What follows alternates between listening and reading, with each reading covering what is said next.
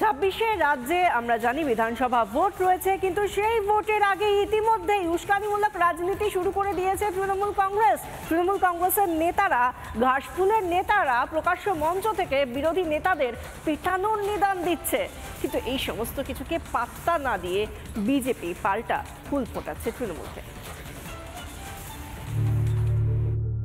বাংলায় ভোট আসছে, তবে সেটা পরের বছর। আপাতত বাংলায় শীত আসছে, হেমন্তের বাংলা ভোটে গরম। একজন সংখ্যালঘু পরিবারের গায়ে হাত দিয়ে শুভেন্দু অধিকারীর মতো যদি বাপের বেটা হয়, ও যদি ওর মায়ের দুধ খেয়ে থাকে, একজন যদি ওর বাবা যদি সত্যিকারে জন্ম দিয়ে থাকে, বাংলার একজন সংখ্যালঘু মুসলমানের গায়ে হাত দিয়ে কত ধানে কত চাল, ওকে সুদে আসলে কয়েক ঘন্টার ওকে বুঝিয়ে দিয়ে।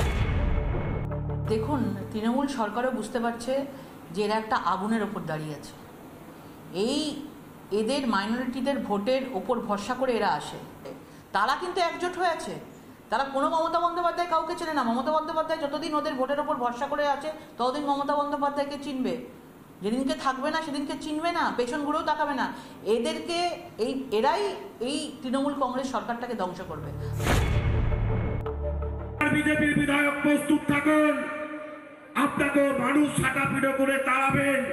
আর এখানে এসে ঝগড়া লাগাবার ব্যবস্থা করলে ডান্ডাতে ভালো করে তেল লাগানো আছে, আমি বিজেপির বিধায়ককে জানিয়ে রাখি।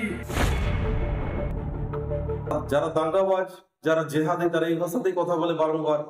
আমরা এসব বিশ্বাস করি না, আমরা গণতন্ত্রের পদ্ধতিতে বিশ্বাস করি। বিরোধী দলনেতা তো বলে দিয়েছেন যে বদলা হবে আইনি পদ্ধতিতে। বিজেপি একটা লাঠি তুললে আপনারা 10টা লাঠি তুলবেন। বিজেপি একবার চোখ রাঙালে 10টা চোখ রাঙাবেন। দায়িত্ব নিয়ে বলছি, সন্দেশখালীতে বিজেপি বলে কোনো শব্দ থাকবে না। আমরা কাউকে লাঠি মারতে যাব না, কিন্তু যে আসবে তার লাঠি এবং দাঁত কপাটি দুটোই ভাঙবে। তৃণমূল জমানায় ভোট মানেই হিংসা, বোমাবাজি, খুন, সন্ত্রাসের ভরসায় ক্ষমতা দখলের মডেল।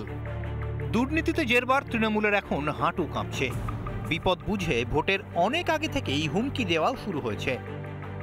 আবারও কি ভয় দেখিয়ে ভোটে জেতার চেষ্টায় শাসক দল? রিপাবলিক বাংলা। নানা ধরনের কন্টেন্ট দেখার জন্য লাইক করুন, শেয়ার করুন আমাদের ফেসবুক পেজ, সাবস্ক্রাইব করুন আমাদের ইউটিউব চ্যানেল। পাশাপাশি অন্যান্য ব্রেকিং নিউজের জন্য অবশ্যই চোখ রাখুন রিপাবলিক বাংলায়।